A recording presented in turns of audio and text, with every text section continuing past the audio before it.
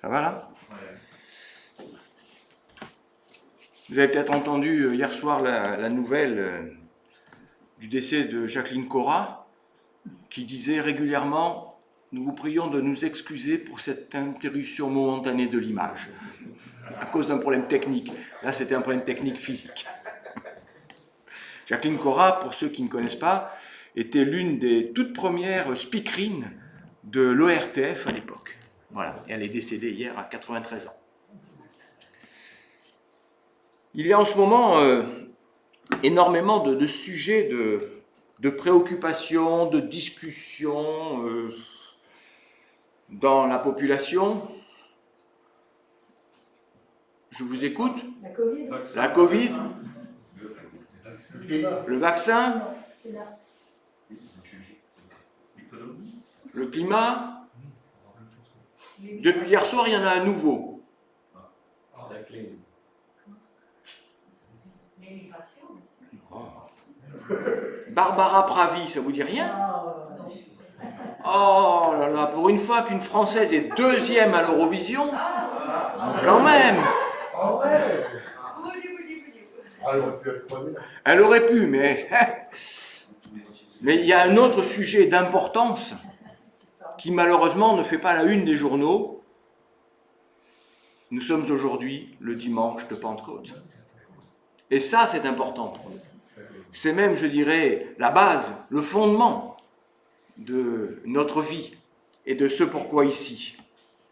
Et effectivement, bon, quand même, quelques personnes en parlent, y compris dans les milieux laïcs, si j'ose dire. Hein. Mais la plupart du temps, on en parle pour dire chic, on a 3 jours de week-end, 1 jour de plus. Et en raison de plus, on est presque déconfiné. Effectivement, ce matin, en venant ici, on voyait les terrasses de café où les gens étaient installés pour prendre leur petit déjeuner, le café, discuter un peu. Ça fait bien longtemps, je reconnais que ça fait plaisir. Mais c'est un sujet, certes important, mais qui pour aujourd'hui nous préoccupe beaucoup moins. Effectivement, ça fait un week-end de 3 jours. Et il y a peu de temps, là, il y a 15 jours, j'étais chez ma mère et elle me rappelait souvent, alors je ne sais pas si c'est vrai, et je vous prie de bien vouloir m'excuser, madame et monsieur les originaires des États-Unis, mais elle me disait que les Américains disaient que le mois de mai, c'était le mois des fainéants pour les Français. Et effectivement, il y a tellement de ponts. Il y a même les Français qui le disent. Les Français, non, c'est pas possible. Le 1er, le 8, le 15, la Pentecôte, l'Ascension, etc. Donc, si bien qu'on se demande quand est-ce que les élèves travaillent. Mais enfin, voilà. Donc, effectivement, la Pentecôte, c'est un élément dont on parle dans le monde laïque, mais les chrétiens aussi en parlent. Et heureusement que nous continuons à en parler. Mais tous les chrétiens, avec des conceptions, ou au moins des pratiques, des habitudes, des expressions différentes selon nos origines. C'est une seule fête, différentes façons de l'exprimer, différentes façons de la vivre. Nos amis juifs aussi parlent de la Pentecôte. Ils ne parlent pas de Pentecôte, ils parlent de Shavuot, qui est la fête des semaines. Shavuot voulant dire semaine en hébreu.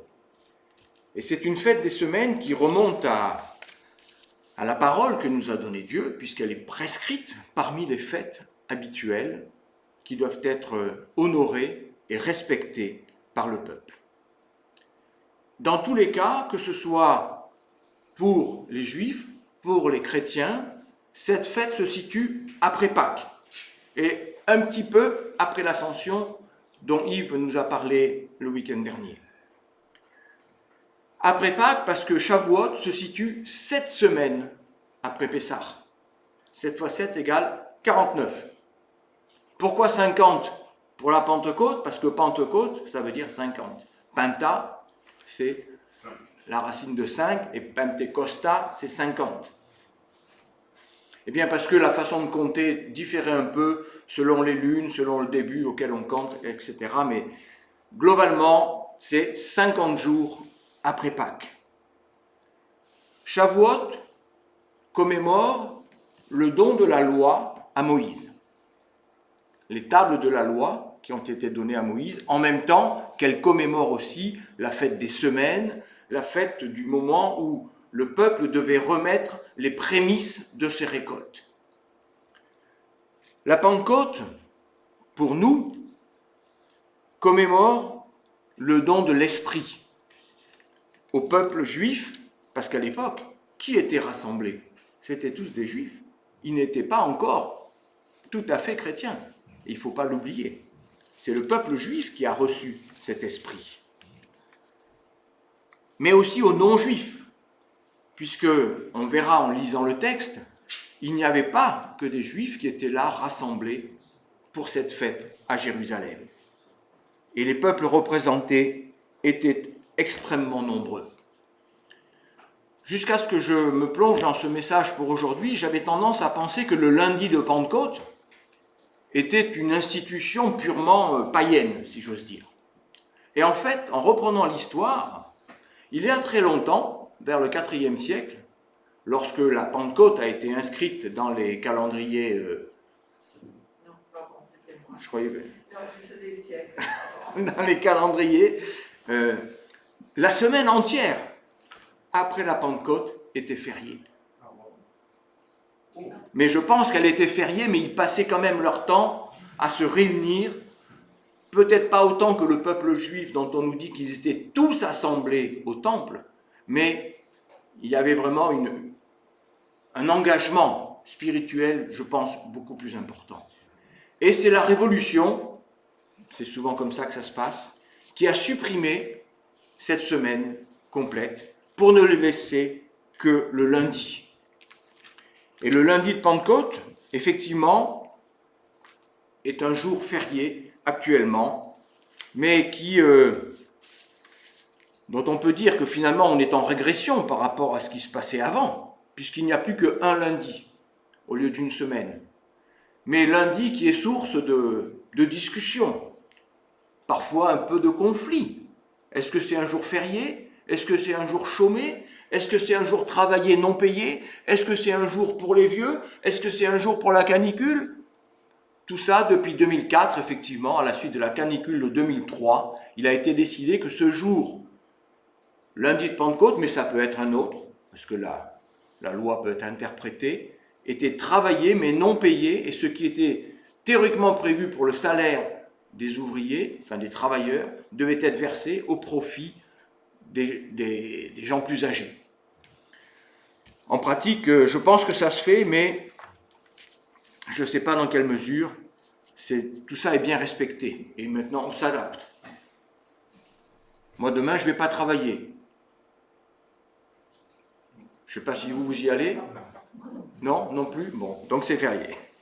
Mais revenons à notre texte, ce qui est quand même, je pense, plus important. La Pentecôte, elle est citée en détail dans le livre des Actes. Acte 2. Le jour de la Pentecôte, ils étaient tous ensemble dans le même lieu.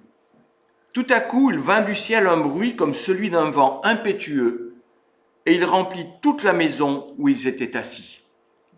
Des langues, semblables à des langues de feu, leur apparurent, séparées les unes des autres, et se posèrent sur chacun d'eux.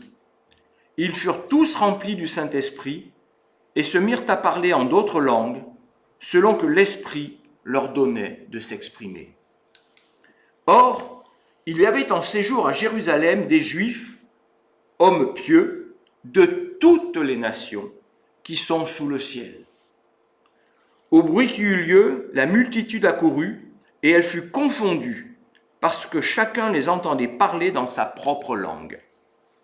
Ils étaient tous dans l'étonnement et la surprise, et ils se disaient les uns aux autres, « Voici, ces gens qui parlent ne sont-ils pas tous galiléens? Et comment les entendons-nous dans notre propre langue à chacun, dans notre langue maternelle? Parthes, Mèdes, Élamites, ceux qui habitent la Mésopotamie, la Judée, la Cappadoce, le Pont, l'Asie, la Phrygie, la Pamphylie, l'Égypte, le territoire de la Libye voisine de Cyrène, et ceux qui sont venus de Rome, juifs et prosélytes. Crétois et Arabes, comment les entendons-nous parler dans nos langues des merveilles de Dieu? Ils étaient tous dans l'étonnement, et ne sachant que penser, ils se disaient les uns aux autres, « Que veut dire ceci ?» Mais d'autres se moquaient et disaient, « Ils sont pleins de vin doux. » Alors Pierre, se présentant avec les 11, éleva la voix et leur parla en ces termes. « Hommes juifs, et vous tous qui séjournez à Jérusalem, sachez ceci et prêtez l'oreille à mes paroles. Ces gens ne sont pas ivres comme vous le supposez, car c'est la 3e heure du jour. Mais c'est ici ce qui a été dit par le prophète Joël. Dans les derniers jours, dit Dieu, je répandrai de mon esprit sur toute chair. Vos fils et vos filles prophétiseront, vos jeunes gens auront des visions, et vos vieillards auront des songes. Oui, sur mes serviteurs et sur mes servantes, dans ces jours-là, je répandrai de mon esprit, et ils prophétiseront. La Pentecôte, c'est donc le don du Saint-Esprit, la visitation du Saint-Esprit, et aussi, on peut considérer, et je ne suis pas le seul bien sûr, que c'est la naissance de l'Église. Ils étaient tous rassemblés, ils ont tous vécu la même chose, ils étaient unis dans une même pensée, non seulement dans un même lieu, mais avec le même objectif. Un seul esprit, une seule Église. Et donc, la Pentecôte, c'est la fête de l'unité dans la diversité. Vous voyez la liste des pays qui ont été cités, il y en a 15, je crois, 15 ou 16. Alors on pourrait dire que c'est peu par rapport au nombre de pays existants actuellement, mais ça correspond, je pense, à l'étendue des connaissances géographiques de l'époque. Ils savaient marcher, ils savaient voyager, mais j'imagine qu'ils n'allaient pas tout à fait jusqu'en Mongolie. Mais tous ces pays représentaient ce qui était connu à l'époque. Tous les pays présents sous le ciel de la terre, est-il dit. Donc, Pentecôte, un seul esprit donné à beaucoup, à plusieurs, à beaucoup de différents. Et Shavuot, c'est aussi le don de la loi unique. À l'époque, il y avait une seule loi pour tout le monde, qui était la même pour tout le peuple juif. Malheureusement, si je peux dire, cette fête de l'unité des chrétiens est peut-être celle qui a créé le plus de dissensions, le plus de divisions, de querelles parmi le peuple de Dieu. C'est celle qui a créé le plus de controverses, d'avis tranchés, parfois même irréconciliables. Mais je ne vais pas aujourd'hui débattre de cela. Ce à quoi je veux m'attacher, c'est à ce que le Seigneur nous a donné, le don de l'Esprit, qu'il a donné à tous, nous est-il dit. Un auteur a fait remarquer que si on s'intéresse aux 3 mots qui désignent l'Esprit dans la Bible, ruach est féminin, spiritus est masculin, pneuma en grec est neutre. Donc là aussi, 3 mots qui représentent l'ensemble des hommes. Et je me garderai bien de dire qu'il y a des humains neutres, hein, rassurez-vous. Mais cet esprit concerne tout le monde, hommes et femmes, toute la population, toutes les personnes vivant sur cette terre. Il y a donc déjà dans les langues fondatrices de notre parole une diversité de noms pour désigner un seul fait et une seule personne, parce que le Saint-Esprit est bien une personne. Marie-Jo a parlé tout à l'heure de la deuxième, Jésus, Dieu, Fils, Saint-Esprit. 3 personnes en une seule. Dans l'Ancien Testament, l'Esprit est déjà présent, dès la Genèse. Au verset 1, il nous est dit, au commencement, Dieu créa les cieux et la terre était informe et vide, il y avait des ténèbres à la surface de l'abîme et l'Esprit de Dieu se mouvait au-dessus des eaux. Ce qui est traduit par esprit dans notre Bible, c'est Ruach. C'est le même mot que celui qui est employé pour l'Esprit Saint. Alors vous allez me dire, il n'y a pas de majuscule. Mais vous savez bien qu'à l'époque, il n'y avait pas de majuscule. Et c'est une invention, non pas des traducteurs, mais des imprimeurs en quelque sorte, de ceux qui ont voulu différencier l'Esprit Saint de l'esprit basique, banal. Mais cet esprit créateur qui se mouvait au-dessus des eaux, c'était bien l'Esprit de Dieu. Et qu'est-ce que l'Esprit Saint si ce n'est l'Esprit de Dieu? Donc il n'y a pas de différence, sauf qu'il n'y a pas de majuscule. Mais là n'est pas l'important.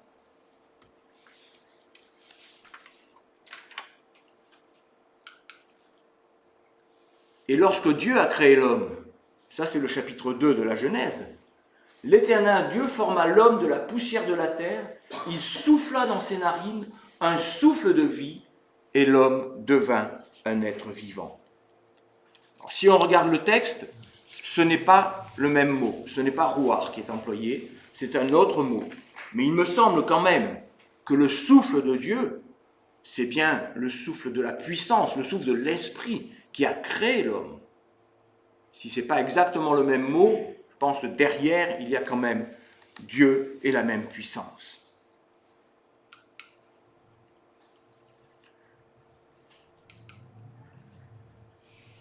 Dans le livre d'Ézéchiel, au chapitre 37, on peut lire « La main de l'Éternel fut sur moi, et l'Éternel me transporta en esprit et me déposa dans le milieu d'une vallée remplie d'ossements.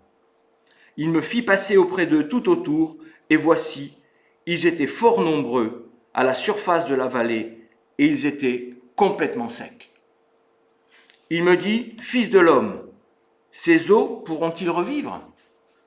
Je répondis, « Seigneur éternel, tu le sais. » Il me dit, « Prophétise sur ces eaux, et dis-leur, ossements desséchés, écoutez la parole de l'Éternel. Ainsi parle le Seigneur, l'Éternel à ses eaux. Voici, je vais faire entrer en vous un esprit et vous vivrez.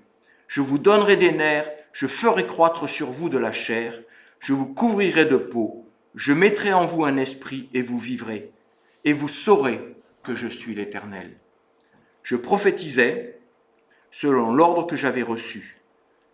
Et comme je prophétisais, il y eut un bruit, et voici, il se fit un mouvement, les eaux s'approchèrent les uns des autres. Je regardais, et voici, il leur vint des nerfs, la chair crut, et la peau les couvrit par-dessus.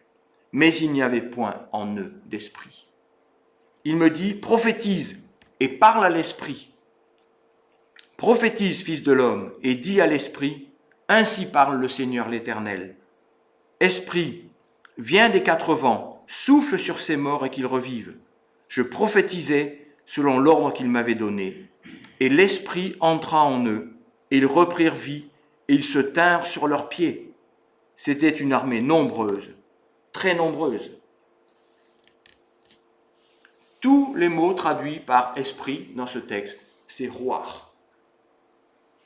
Et qu'est-ce qui a redonné vie à ces ossements desséchés? C'est Ruach, c'est l'Esprit de Dieu. Donc, tout à l'heure, quand je sous-entendais que l'Esprit, le souffle de Dieu qui a donné vie à l'homme, c'est bien son Esprit. Il a redonné vie à ceux qui étaient morts. Il a réanimé, au sens propre du terme, il a redonné une âme à ces ossements desséchés. Et donc, c'est bien l'Esprit de Dieu qui a revivifié, réanimé ces ossements desséchés.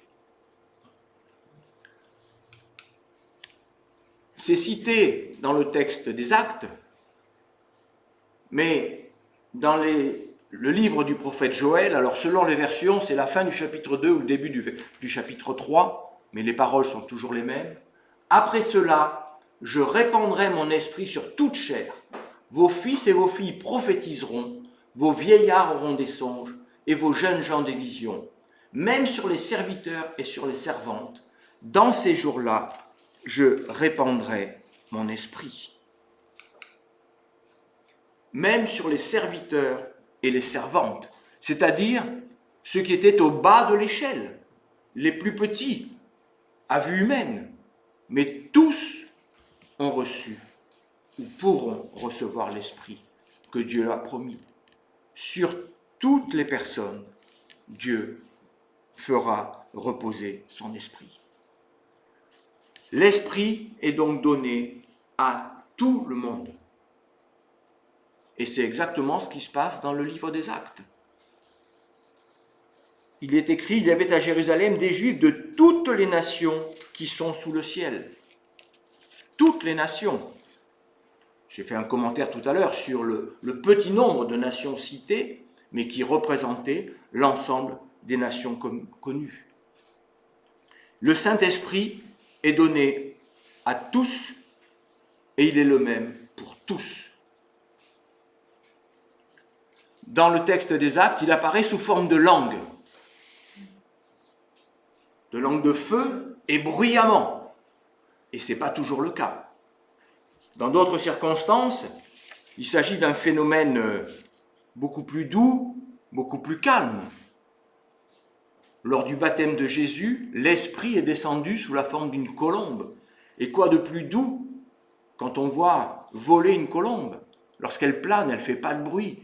On a vraiment envie de toucher, c'est soyeux, c'est délicat.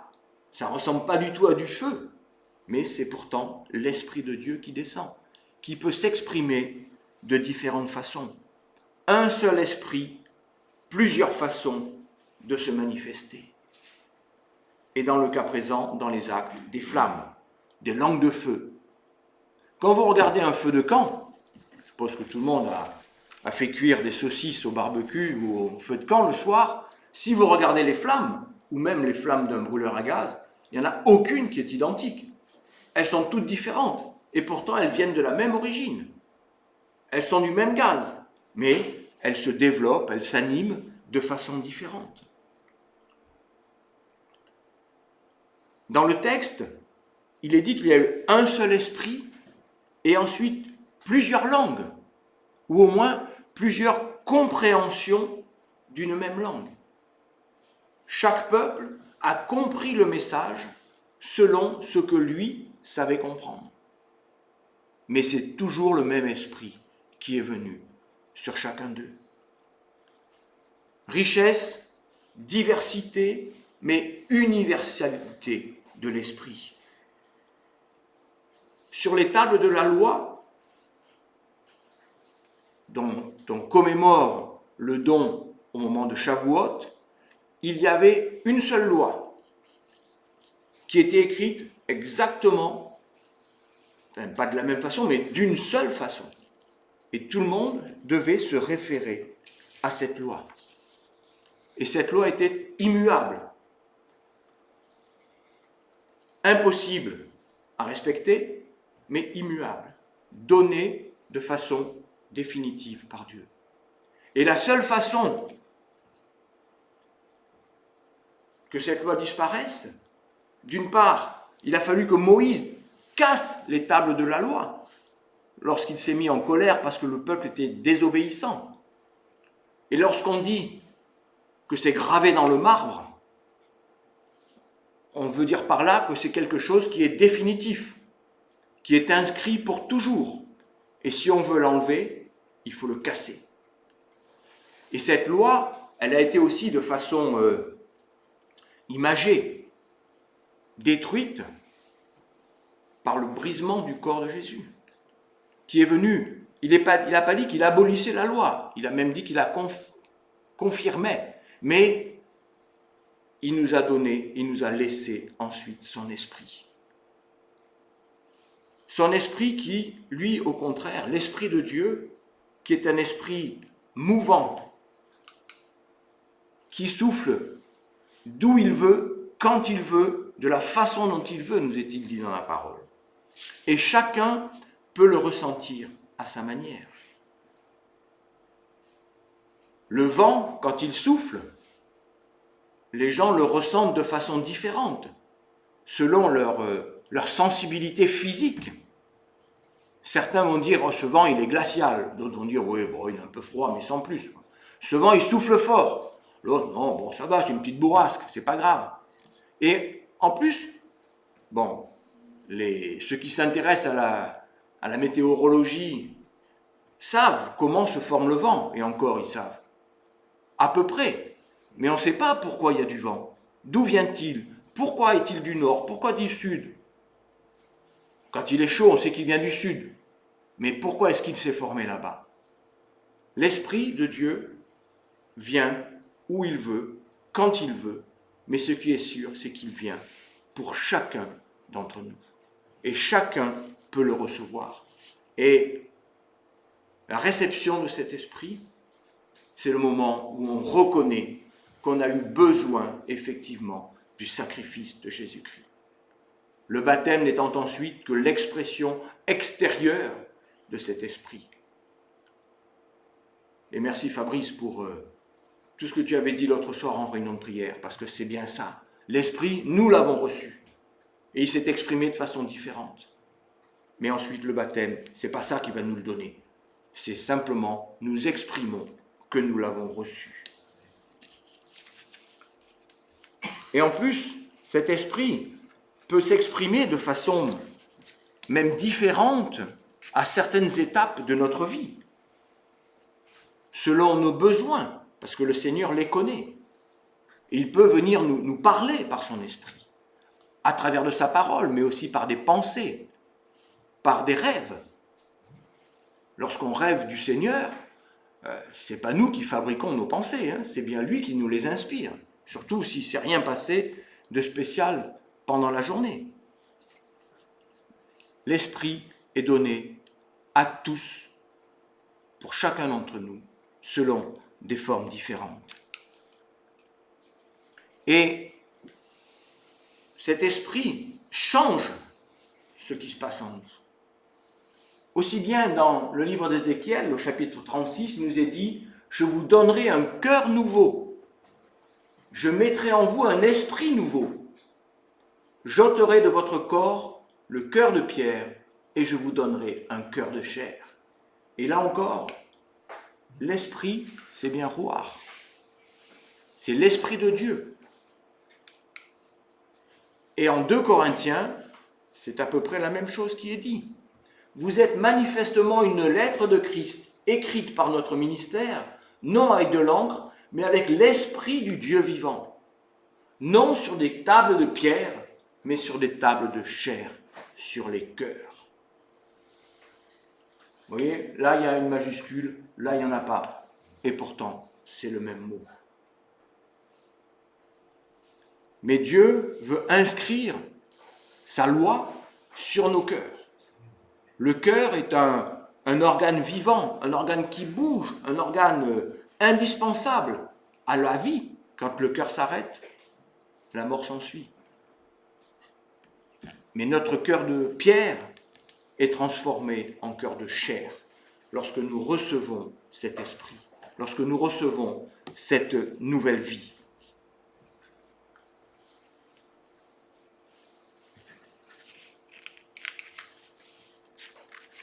L'esprit est donné à tous de façon différente. Un esprit unique que Dieu a donné, non pas pour diviser, mais pour rassembler.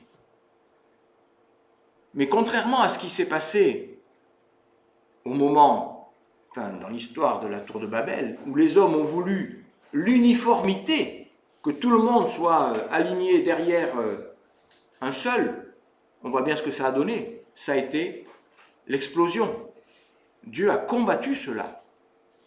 Mais au contraire, Dieu a donné un seul esprit, non pas pour l'uniformité, mais pour la diversité.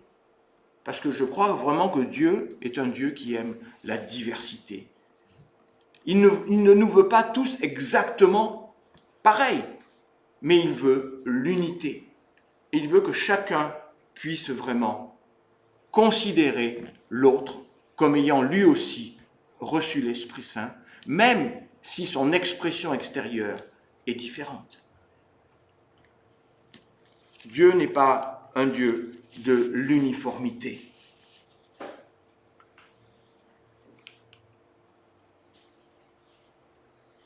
dans Galates 5, on nous parle du fruit de l'esprit. Et là encore, il y a un fruit, mais différentes expressions. Un esprit, différentes formes. Le fruit de l'esprit, c'est l'amour, la joie, la paix, la patience, la bonté, la bénignité, la fidélité, la douceur, la tempérance. La loi n'est pas contre ces choses. Bien non, la loi n'est plus pour nous. Nous avons reçu une nouvelle loi dans notre cœur de chair, mais une loi vivante, non pas inscrite de façon immuable sur des tables de pierre. Et c'est cet esprit qui nous permet de porter du fruit. Et pas des fruits, mais du fruit. Et le fruit, ça peut être des dons particuliers pour chacun d'entre nous. Et c'est bien ce qui est dit dans la première épître aux Corinthiens, au chapitre 12. Il y a diversité de dons, mais le même esprit. Diversité de ministères, mais le même Seigneur. Diversité d'opérations, mais le même Dieu qui opère tout en tous. Or, à chacun, la manifestation de l'esprit est donnée pour l'utilité commune. En effet, à l'un est donné par l'esprit une parole de sagesse, à un autre une parole de connaissance selon le même esprit, à un autre la foi par le même esprit, à un autre le don des guérisons par le même esprit, à un autre le don d'opérer des miracles, à un autre la prophétie, à un autre le discernement des esprits, à un autre la diversité des langues, à un autre l'interprétation des langues. Un seul et même esprit opère toutes ces choses, les distribuant à chacun en particulier comme il veut. L'esprit fait ce qu'il veut. Dieu est Dieu. Dieu est maître de toutes choses. Et il délivre à chacun un seul esprit sous des formes différentes pour des œuvres différentes. Mais ce qui me paraît important, c'est toujours pour que ce soit pour l'utilité commune et non pas pour la division. Un seul esprit pour une diversité, mais pas un seul esprit pour une division, parce qu'à ce moment-là, ce n'est pas le même esprit. Dieu a décidé de donner son esprit à tous ceux qui se confient en lui, à tous ceux qui reconnaissent leur pauvreté, leur nullité même, si je peux dire. Parce que Dieu nous rend puissants. C'est lorsque je suis faible que je me sens fort. Mais Dieu a donné son esprit, un seul esprit, pour que chacun en bénéficie, mais soit aussi en bénéfice aux autres. Dieu est un Dieu de la diversité et non pas de la division. Amen.